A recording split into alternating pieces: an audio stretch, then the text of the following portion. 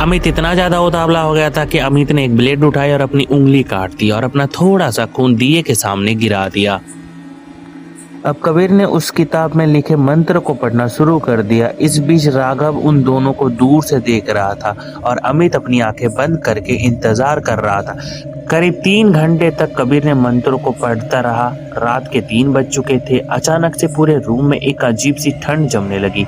दिए में जो आग लगी हुई थी वो परफेक्ट ब्लू कलर की हो गई थी। अमित की पूरी बॉडी के रोंगटे खड़े हो गए थे।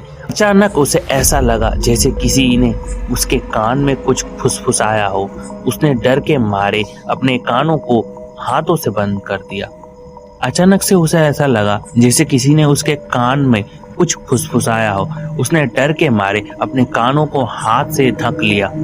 राघव और कबीर को महसूस हो गया कि कर्ण पिशाचिनी आ गई है और अमित के सवालों का जवाब दे रही है। वो एक्साइटेड होकर अमित से पूछने लगे कि आखिर वो बोल क्या रही है। अमित की बॉडी फ्रीज हो गई थी। उसकी आंखें बंद होने लगी और वो कांपने लगा।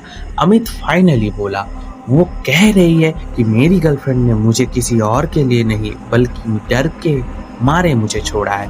मैं बचपन से ही रात में बुरे सपने देखता था और कुछ न कुछ नींद में बोलता रहता था, लेकिन कर्ण पिशाचिनी का कहना यह है कि मेरा ब्रेन रूह यानी कि स्पिरिट को अट्रैक्ट करता है। रात में वो ही मेरे दिमाग में घुस जाते हैं और अपनी मन की बातें बोलने लगते हैं। एक दिन मैंने अपनी गर्लफ्रेंड को इतना डरा दिया कि वो मुझे छोड़कर चली गई और ये बात वो मुझे बताने से भी डर रही थी कि कहीं वो स्पिरिट उसे पकड़ ना ले।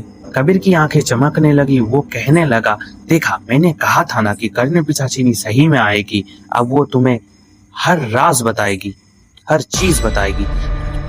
लेकिन राघव अमित के लिए घबरा गया था। अगर अमित का माइंड इतना वीक था कि कोई भी स्पिरिट उस पर कब्जा कर सकती है तो कर्ण पिशाचिनी उसका क्या करेगी। वो कबीर से कहने लगा कि उन्हें ये प्रथा तुरंत रोकनी होगी। लेकिन तभी अचानक से अमित बोला, अब वो मेरे कान में कुछ और कह रही है।